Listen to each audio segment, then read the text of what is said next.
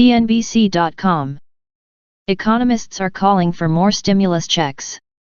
Here's where assistance plans stand. Lori Konish. 10 to 12 minutes. For Americans who have had a tough year financially amid COVID-19, a second set of $1,200 stimulus checks would provide some much welcome relief. But lawmakers on Capitol Hill still need to work out their differences before they can approve another coronavirus stimulus package that will trigger those payments. Now, a group of more than 125 economists including Jason Furman, a former top economic advisor to President Barack Obama, is calling for more direct cash payments to American families to help them weather the economic effects of the COVID-19 pandemic. The initiative was organized by the Economic Security Project, an advocate of guaranteed income. More from Personal Finance. Unemployment is falling. Long-term unemployment is ballooning. What Biden's student loan forgiveness plan would mean. They lived paycheck to paycheck. Then the pandemic hit. We urge policymakers to use all the tools at their disposal to revitalize the economy, including direct cash payments, which are one of the quickest, most equitable, and most effective ways to get families and the economy back on track, the economists state in an open letter. In addition, the economists call stimulus checks an essential tool for preventing poverty from increasing more. They also cite research from the Urban Institute, which found that 2 additional stimulus checks could help keep about 14 million people out of poverty.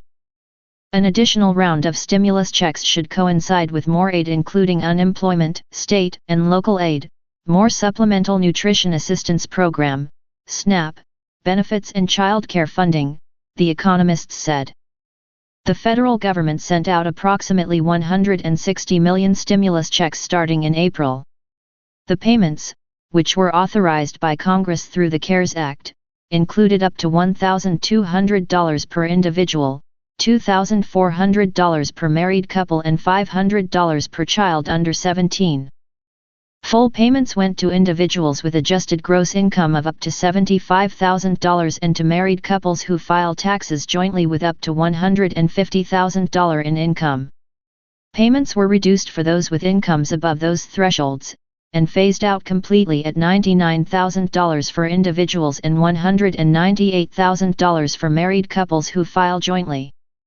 Washington lawmakers have been negotiating for months on a new coronavirus stimulus deal. At times, another set of stimulus checks has seemed like a sure thing. At other times, those payments have seemed less likely, amid efforts to keep the total cost of the prospective aid package down. Here's how those negotiations have evolved to where we are now. May 15, House passes HEROES Act. In May, the House of Representatives passed a bill called the HEROES Act that called for more than $3 trillion in spending. The legislation included additional $1,200 stimulus checks.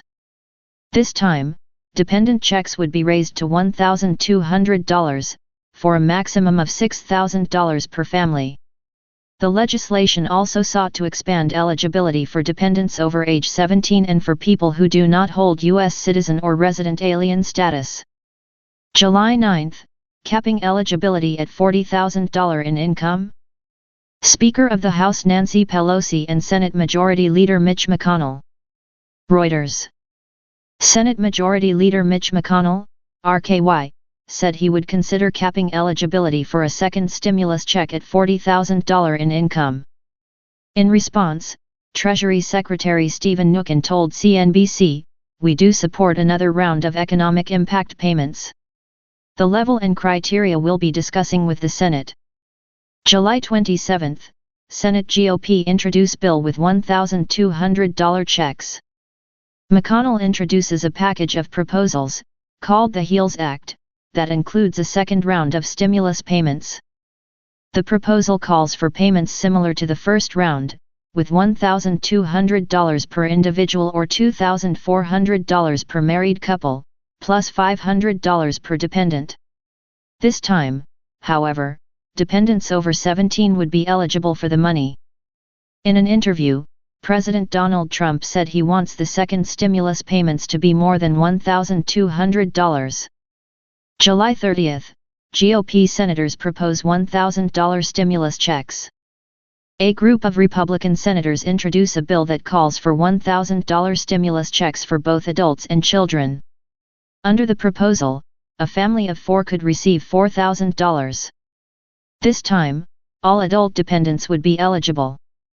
Leaders behind the bill were Senators Bill Cassidy, R. Law, Steve Daines, Vermont, Mitt Romney, R. Utah, and Marco Rubio, RFLA.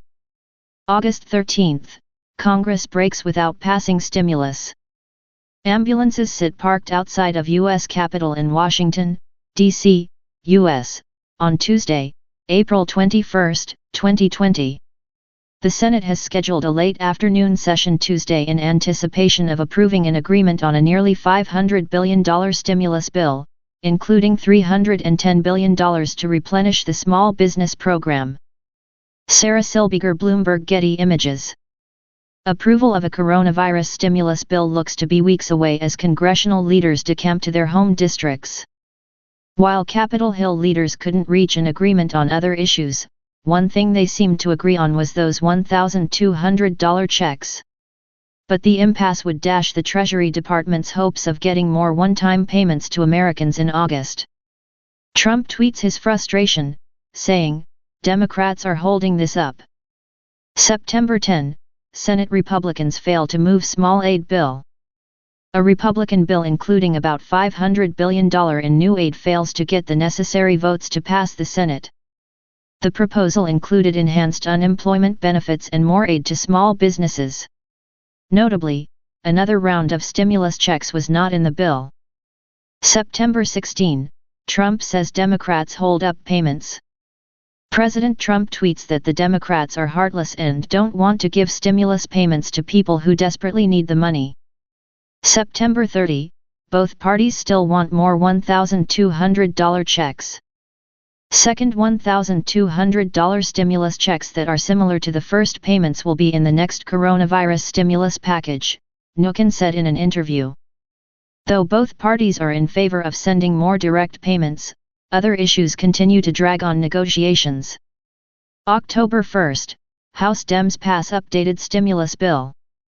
House Democrats revise and pass an updated HEROES Act, bringing the total cost down by about $1 trillion in a bid to appeal to Republicans. The proposal includes $1,200 stimulus checks, but with more generous terms than the first set. Dependents of all ages would be eligible for $500 payments. Individuals with taxpayer identification numbers also would qualify for checks, a change from the first payments, which required valid Social Security numbers. October 7, Trump seeks stand-alone legislation to send $1,200 checks. U.S. President Donald Trump speaks about prescription drug prices during an appearance in the Brady press briefing room at the White House in Washington, U.S., November 20, 2020.